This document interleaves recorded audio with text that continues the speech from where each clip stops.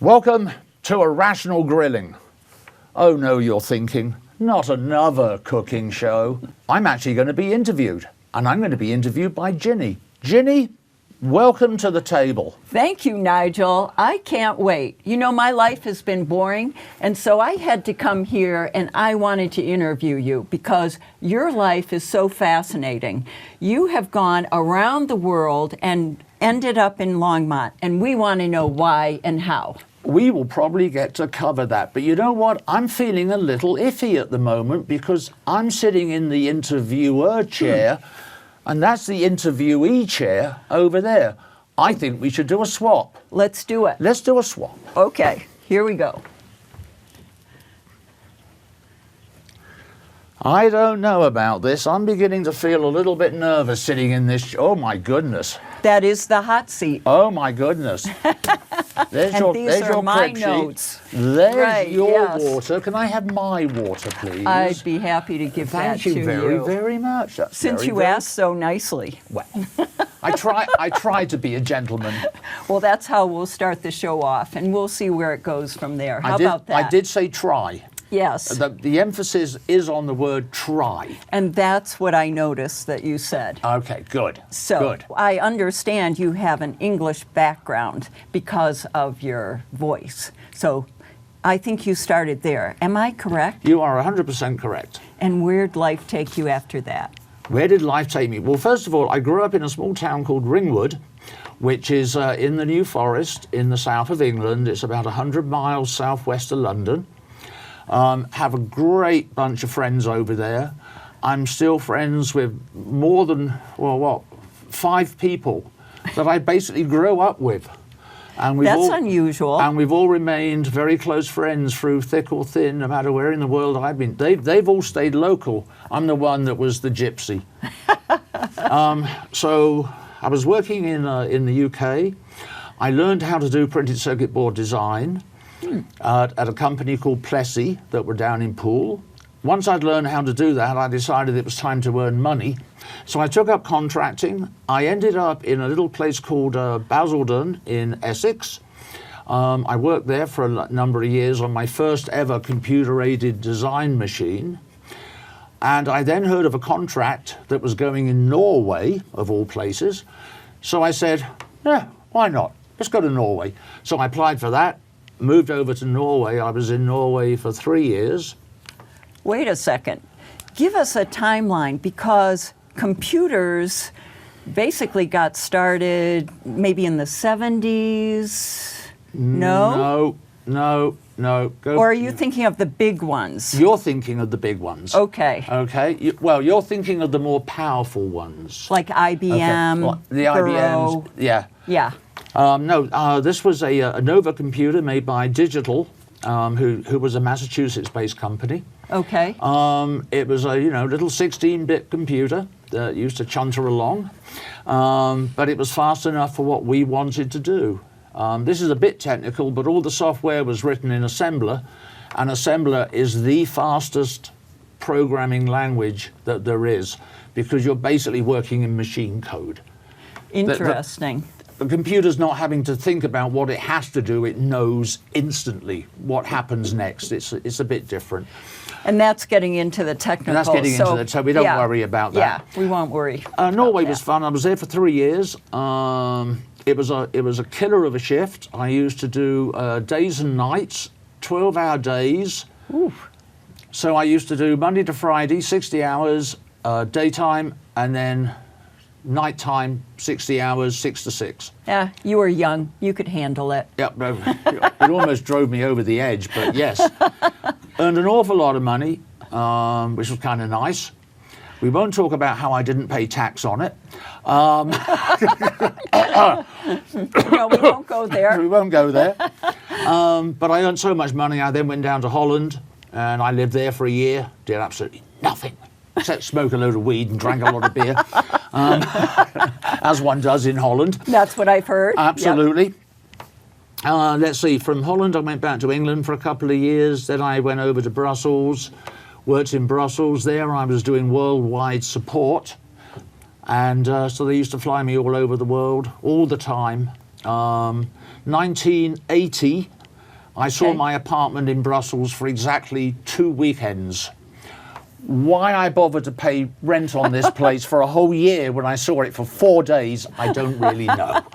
I should have just packed everything up. I hope it was small. It was a big apartment. And I was the one with the big back garden. I had a massive back garden as well. Wow. Which was kind of fun. So, yeah. Let's see, Belgium. I also worked in Germany for some time in Frankfurt. Okay. I didn't really live there. I stayed with a friend, but I was there for such a long period of time that it sort of felt like living there. You know how that is. Right, and get to see the culture and feel Right. it. Then, let's see, in 1980, I came over to the States on a business trip. Did all my business. I was meant to fly home on the Saturday. My very, very good friend Jerry Hayhurst was preparing for a presentation that he was meant to be giving to a user group meeting on the Monday, and he was taken seriously ill. Wow. And they had no one to do the presentation. So they said, hey, Nigel, fancy staying a few more days? Okay, but I have to let immigration, it's not quite that simple, guys. But anyway, they got all that sorted out. Spent the weekend learning the software, drove down to Connecticut, gave the presentation. Everyone thought I was the world expert. And Cool. the powers that be were very happy, and they said, do you fancy coming to work in America for a couple of years? Here I am. 1981, I moved over here. I looked at your website. You're way into photography. Yes. So I have a feeling that is the underlying passion that you have. Did that happen after doing all that work? No. Tell us. Actually, when I was 14, my grandmother gave me a second-hand Pentax and a couple of different lenses. Ooh. And this, of course, was film. This Yeah. was 35 millimeter film. So I learned how to use that, and I then learned how to use a darkroom because I wanted to do That's my own. complex. Yes, I then wanted to do my own processing so I could process my own film, do my own prints, etc. And that was kind of interesting, working with all those wonderfully toxic chemicals, which you have noted in my bio, which also accounts for my insanity aspect. So I learned how to do that in the darkroom, and that was always a lot of fun. The hardest part, and I'd really like to see people do this today, but to develop the film, one, it comes in little in canisters that are metal. They're that big. You have to fit it into this tank, and the way you do it is, it's got a very clever system using ball bearings that if you get the film lined into it, you just have to do this, and it automatically feeds the film in.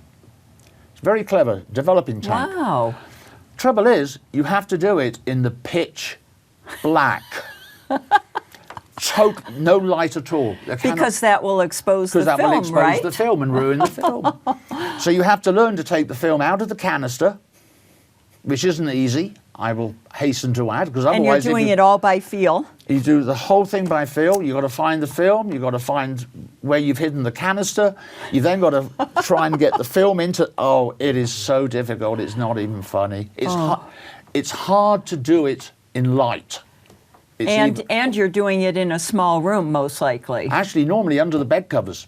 Oh, no kidding. No kidding, because that's where it absolutely is, pitch black. Aren't there some chemicals that are involved? No, not yet. Okay. Once it's in the canister, you see, it's now light-proof. Okay.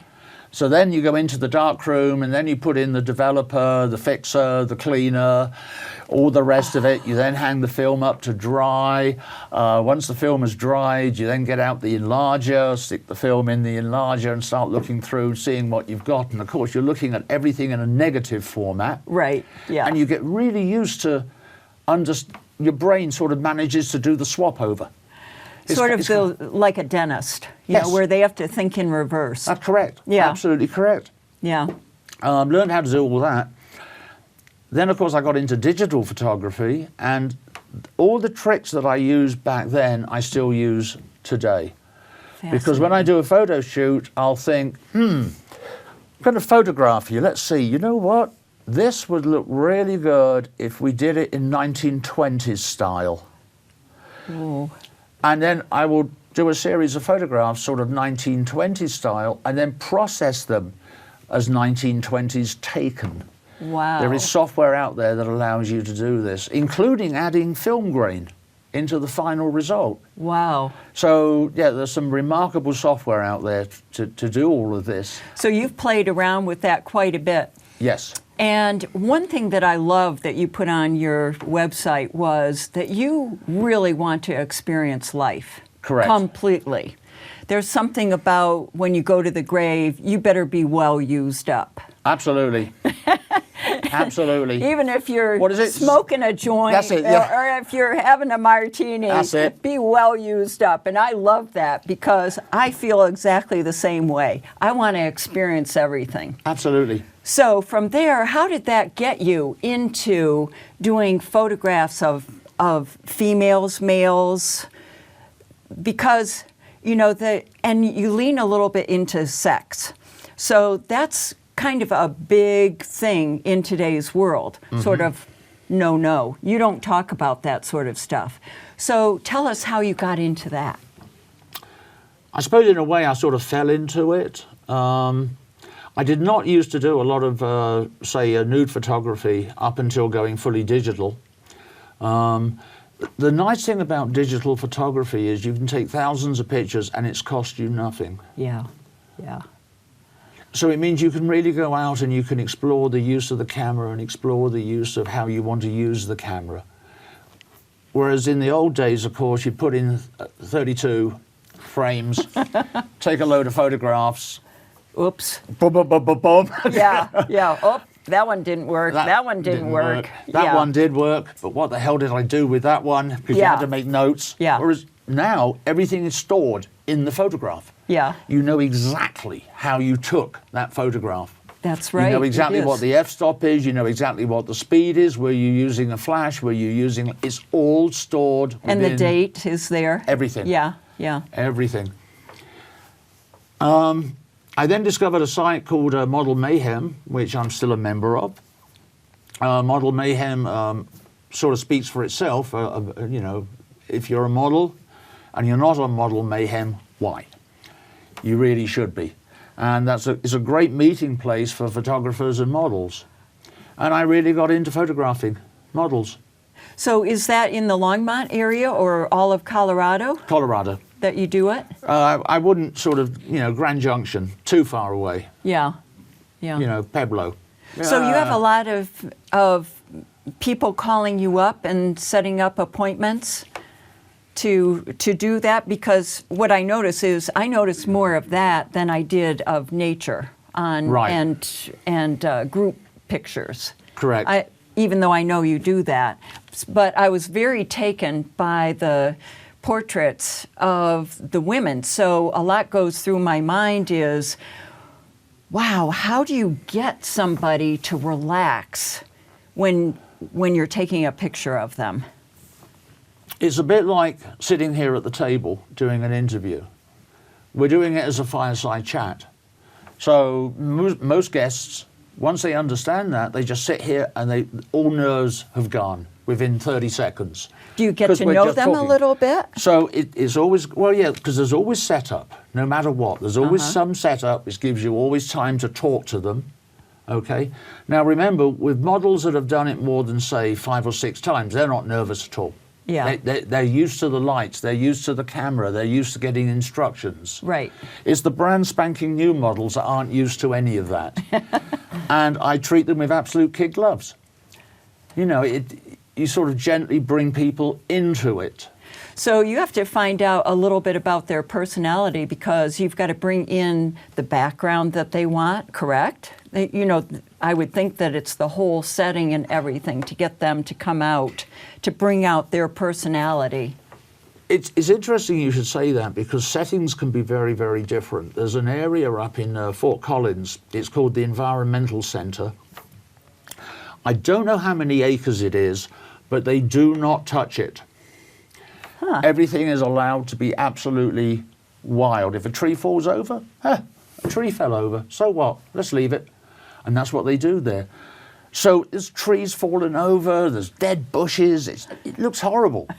But guess what? You stand a really pretty looking model in those sort of situations, and it highlights what you're doing. Because the background is horrible.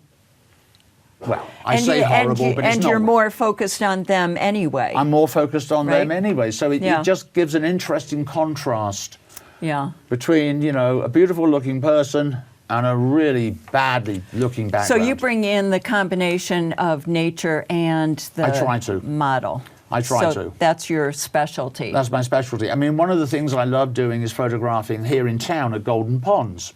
Oh, yeah. Uh-huh. It's such a beautiful area. You've got the 3 ponds to play with. You've got the Rockies as a backdrop and an unobstructed view all the way to the Rockies, which is just gorgeous. True. So you can play around with that, and there are also little areas there where you can get down to the stream. And so you've got everything you need all in one place, which is really fun. And I much prefer photographing outdoors than indoors, but indoors also works. Yeah. So you've got a couple places for that as well. Yes. Yeah. That's cool. So you didn't really say we jumped around. Yes. We did go from... Well, that's your fault, not mine. I know, because I was eager to get into hearing about your portraits and that sort of stuff. The heck with how you got there. But we'll let you give our viewers a little bit of taste on how you did end up in Longmont and end up getting into the passion of photography. Well, as I said, the passion for photography started a lot earlier when I was 14. Yeah. Because that really got me hooked. Yeah. Into the photographic aspects. And you see so much more when you're a photographer. Yes. I don't know how the mind works, but you know, somehow if I see something, I go, oh, that's really good. Click. But you've only got to move just a few inches and it doesn't look as good. And it's something that goes on within a photographer's brain. I love using angles. I love going high, love going low. That's also important in portrait photography. It shouldn't some all people be... have that and some people don't. That's correct. You can see the same photograph by 2 different people and get a totally different feeling. Totally different feel from it. Yeah. Absolutely. Yeah. Absolutely. Yeah. So, yeah, it's kind of interesting. But how did I get to Longmont? Yeah. Why don't we tell the viewers how you got to Longmont? Oh, my goodness. Well, it's a long, complicated story, which I will now shorten. Okay. So we got up to 1981 when I moved over here to America. I was working for a company called Computer Vision, again, within, obviously, the computer-aided design aspect of things on the electronic side, which is my speciality. I was feeling a bit iffy about where the company was going because at the time, that's when, you know, personal workstations were first coming out and they were still trapped using a central processor and remote terminals. Okay. And I thought they were headed in the wrong direction. So I left them. I joined Intergraph down in Huntsville, Alabama. I went down to Huntsville. I lived there for 3 years. Different culture. Only slightly. No, Huntsville actually is quite a nice place to live, to be honest. It's a very democratic area. It's the only real democratic area in the whole of Alabama, and probably Tennessee as well, because when you look at how it's surrounded. But it's a great place to live. Of course, that's where NASA has their space museum, one of the biggest space museum. Everyone thinks it's just one down at Kennedy. No, the biggest one is actually in Huntsville. Oh, interesting. And have you heard of Space Camp? No. Oh, that's something that NASA, I don't know whether they still do it or not, but NASA does Space Camp. And you'd see all these kids wearing their NASA, you know, uniforms and all the rest of it. Feeling like an astronaut, right? Yeah, it's just... And they used to work with the kids and give them an idea of what it was like. Oh, wow. Absolutely brilliant. I bet that would be fun. And then probably they would get to go into a capsule. Actually, I've been in a capsule. Have you? Oh, yeah, because they allow you to climb in and out of these capsules. And the Mercury capsules, which were the very, very first ones they used back in the 60s. Okay. I had trouble getting in just on my own. Without a spacesuit. And you look at it, and there's 2 seats in there. And you go, how the heck did they? They must have used so much Vaseline, it wasn't funny. You better not have claustrophobia, right? Absolutely not. Absolutely not. And the funny thing is, they also had when we were there, they had an exhibits from Russia. That's when we were both talking to each other. Yeah. They had a load of exhibits from Russia, and it's interesting because you got into the Mercury capsule, and it's just surrounded by instrumentation and knobs and switches and everything. You get into the Russian equivalent, and it's sort of like on-off switch, and that's it. Totally different philosophy. The Russian capsules totally controlled from Earth, the cosmonaut. So let's go from there. And did you have other stops to get to Longmont? No, from Huntsville. Fortunately, the company I work with, they bought a company out here. They bought a company in Boca Raton.